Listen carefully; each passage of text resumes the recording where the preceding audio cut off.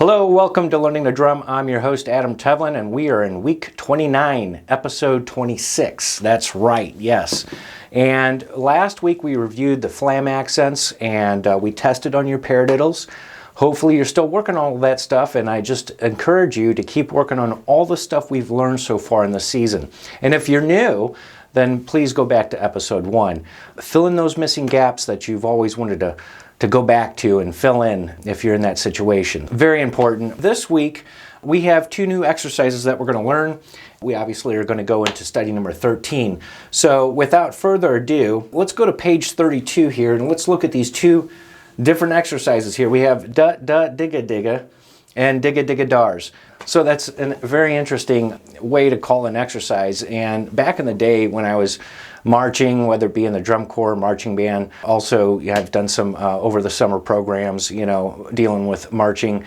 And, sometimes we just didn't really have a name for the exercise and we called it whatever it sounded like. So for digga digga, and that's basically what the opening theme is, digga digga, digga digga, okay?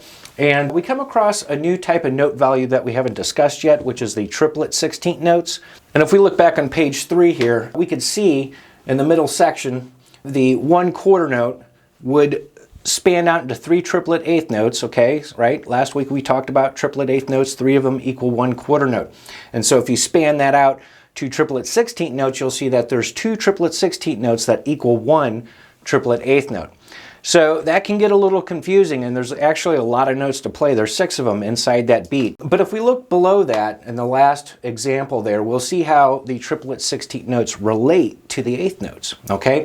And you know how last week we talked about the quarter note being the common denominator between regular 8th notes and triplet 32nd notes? Well, now the common denominator is going to be the 8th note when it comes to 3 triplet 16th notes per 1/8 note.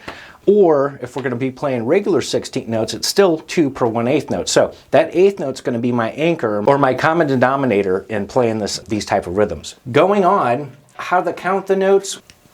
Well, usually I don't count them, and because I know how they feel in line with that 8th note. But if you had to count them, or if you wanted to count them just to see how that rhythm's going to go, they're counted as 1 tita and tita, 2 tita and tita, 3 tita and tita, 4 tita and tita. So I've seen people count it as 1 triplet and triplet, 2 triplet and triplet, things like that. And there's some other methods too as well, but this is the way I was taught: 1 tita and tita, 2 tita and tita, okay? So much like what we did with the triplets, 1 triplet, 2 triplet, 3 triplet, 4 triplet, this is how we're counting the triplet 16th notes. Okay, so let's go back to page 32, and we're gonna go ahead and look at this exercise. Digga digga, digga digga, digga digga digga, digga digga digga, digga digga digga digga, digga digga digga. Okay.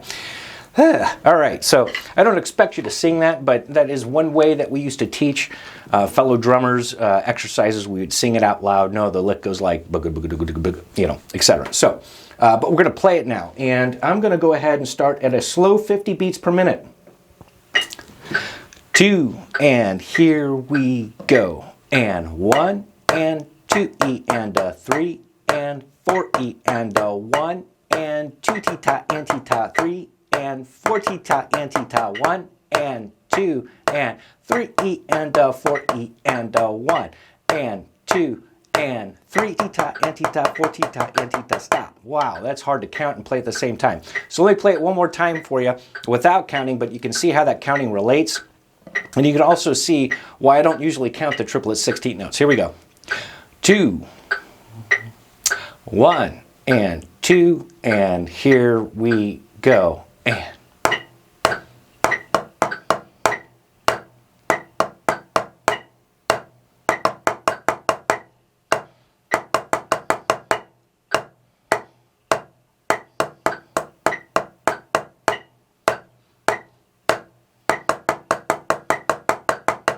okay, so you can see how that works, okay? Let's go up to 60 and see how that feels.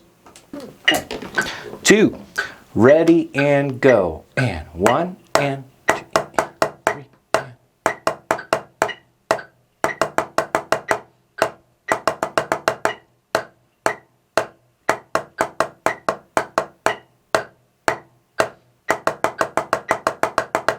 Okay? Yeah, and when I'm doing those 16th notes or triplet 16th notes, I'm making them all free strokes. Just like as if I was doing the single stroke roll. All that stuff carries over into these other exercises. Obviously, because I'm at a slow tempo, my 2 eighth notes become just basically 2 controlled strokes, which is fine. You can do it the other way, which is 1 and 2 E, and you can do it that way. That's fine too. I personally like to continue to use those controlled strokes when I'm able to, just to get that extra practice in on those type of strokes. So, moving on to 70, and the goal for this exercise is going to be 90. But here's 70, 2, ready, and go. And.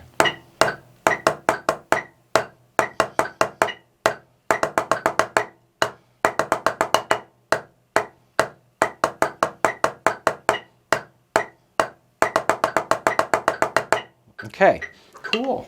All right, how'd that feel for you? So it's a different type of rhythm, right?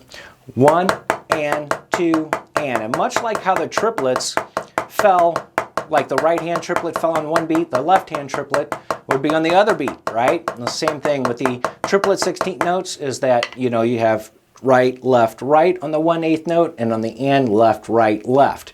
It's 3 per 8th note, and if you wanted to, you can just practice triplet 16th notes, and I recommend that. So if you had your metronome, okay, we're at 70, here I go, and sometimes you have to adjust. There we go. Right, left. Don't do accents. You don't want to do that. Not that. All free. Okay? Okay. All right. So 90 is going to be the goal, and we ended at 70. And this is going to carry over into our study number 13. And so that'll help you out executing those rhythms. Okay, now before we go into Digga Digga Darz, okay, Digga Digga Darz. All right, it's a weird name, I know. All right, well, we're going to do something before that. We're going to do double beat. Double beat, yeah, remember double beat? Okay, so you want to make sure you keep on practicing these exercises, anything that you learned on the show, as I said earlier. And remember, the goal for double beat is supposed to be 130 beats per minute.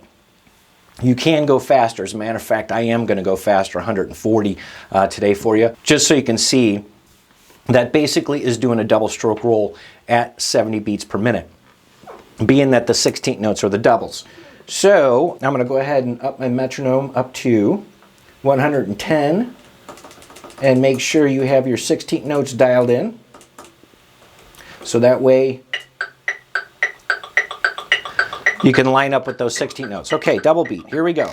Ready? 1, 2. 1, 2. Here we go. And.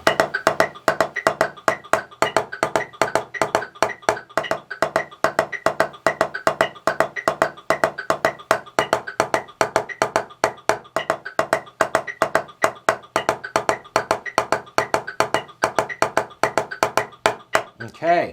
All right, so that's at 110, and technically if I were to play my double stroke roll like this.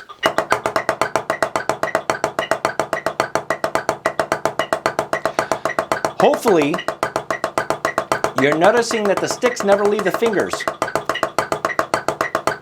right? Following through with that motion of that drop catch or the push pull, whatever you want to call it, but that's the one thing that you want to realize is that those fingers never really leave the sticks. Going on to the next tempo, which would be 120. 2, double beat. 1 and 2, and here we go. And.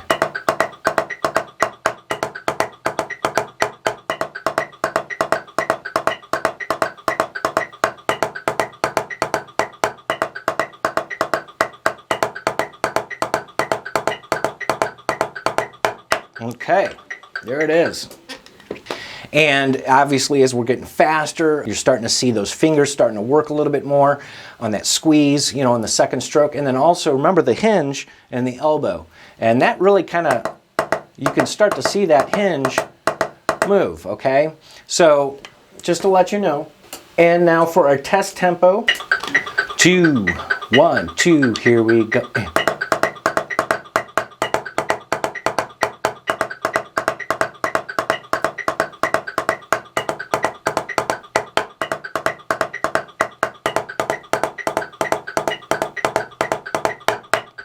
Okay, there it is at 130. So at 130, if I were to play a double stroke roll using the 16th notes as my doubles, then it would sound like this.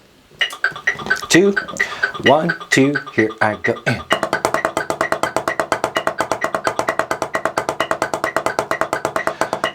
Notice how the fingers don't leave the stick, right?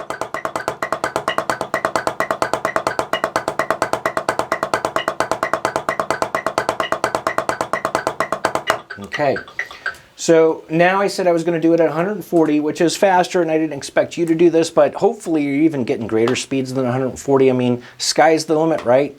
You want to make sure that you can play it at a decent tempo, so that way you can execute this type of movement. But here it is at 140 beats per minute. 2, just me. 1, 2, 1, 2, here I go.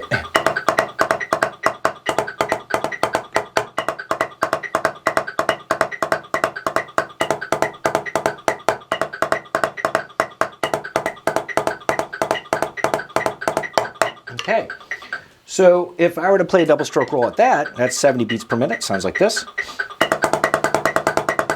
No big deal, right?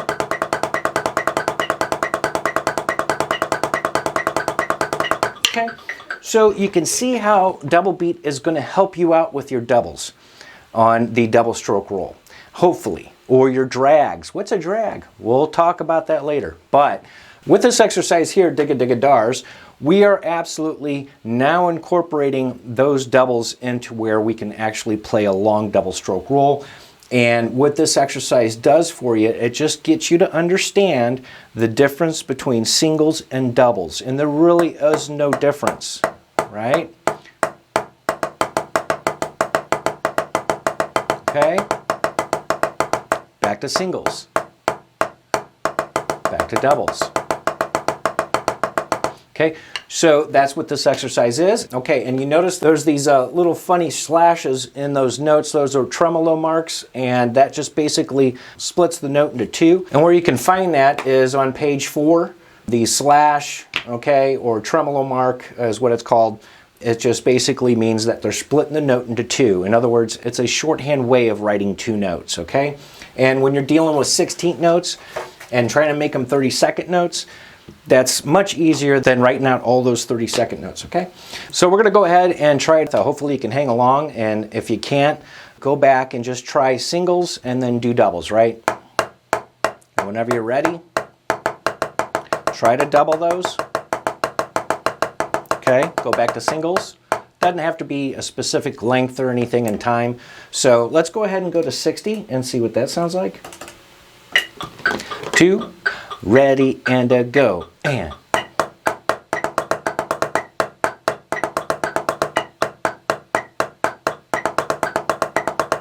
One, 2, 3, 4. 1, 2, 3, 4. Okay, so did you notice that you're feeling the pulse on the right hand if you're leading right-handed? Okay, on that roll. And that's one thing that I do when I'm playing a long roll. I can just count 1, 2, 3, 4. 1, 2, or I can count 1 E and a, 2 E and a, 3 E and a, 4 E and a. Remember, if we take out the diddles, that's all we got. So there's no difference going from singles to doubles, okay? And I'll play it. We're at 70. Okay. You can join along with me if you want. It's going to be a little bit weird for you because this is new to you. Now, if you have a little hard time of doing this, what I would do is what I was doing earlier, right? Just try some singles, and when you're ready, just double them. Much like double beat, right? The technique, that is. Go back to singles, okay? All right, so if you're having a hard time with that, that's one thing that can help you out. Then go ahead and try Digga Digga Darz. Okay, here we go. 1, 2, 1 E and a, 2 and a, ready and a, go, and.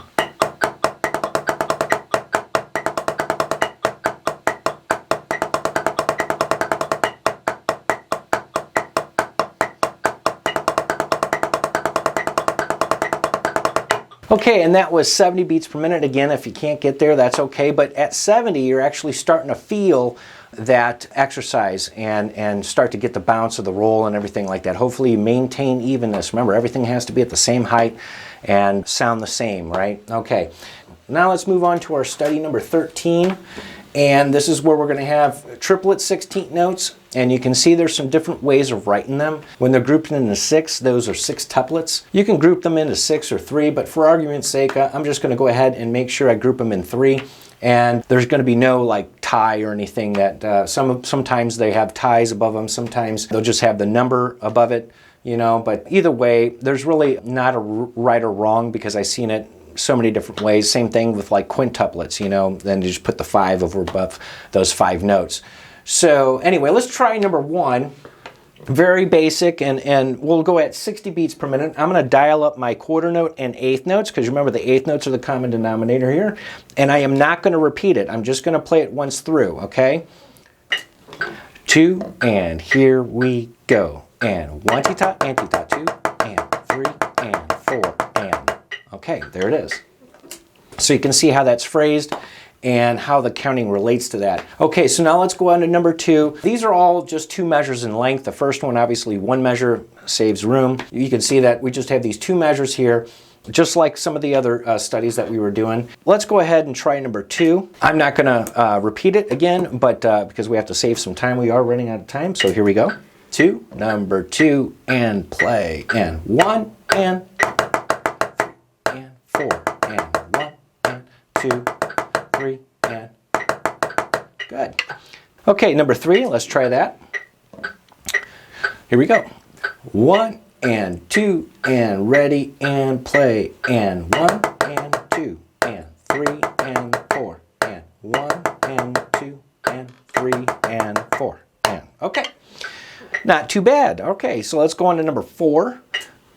2, and here we go. And 1, and 2, and 3, and 4, and 1, and 2, and 3, and 4, and okay. And again, if you were to repeat that, lead with the left. A lot of times what I do is I count this as 1 and 2 and if I were to count it. So that's what I'm trying to insinuate there for you folks, and that way you can see how that lines up. And now we have number 5. 2, and here we go. And 1, and 2, and 3, and 4, and 1, and 2. Okay, cool. No big deal. All right, now we're going to mix it up here on number 6. 2, and ready, and play. And 1, and 2, and 3, and 4, and 1, and 2, and 3, and 4, and okay. No big deal. All right. Now we're going to incorporate some eighth rests, and also we have now regular 16th notes in the mixed, which means we're going to have to focus on those eighth notes to make sure that we can anchor ourselves to that common denominator. Okay, here we go. 1, 2, and here we go. And 1, 3 E and 3 E and okay. So how to do that? Okay, well, what I would do, if you're having problems with it, I would just go back and forth with regular 16th notes to triplet 16th notes.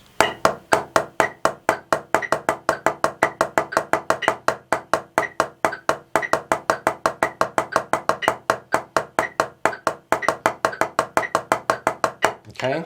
All right, so that'll help you out. And you can play around with it. You don't have to do a set number of 16th notes and then a set number of triplet 16th notes, okay? All right, so now the last one, 2, hang with me, use the eighth note. 2, and ready, and a go, E, and a 1, E, and a 1, E, and a. All right, it's a little bit weird, isn't it? Okay, so that's what we have for today, and I hope it wasn't too much information. Just remember to take your time through this. There is no rush. On the other hand, don't hesitate to push yourself a little bit harder. As a matter of fact, my students, when I'm teaching, I try to push them a little bit, and you know, after they do it, and I say, did you surprise yourself? And a lot of times they'll say, yeah. So don't be afraid to push yourself a little bit, because you may surprise yourself, okay? All right, well, thanks for joining us once again on Learning to Drum. I'm your host, Adam Tevlin, and always remember to keep swinging those sticks.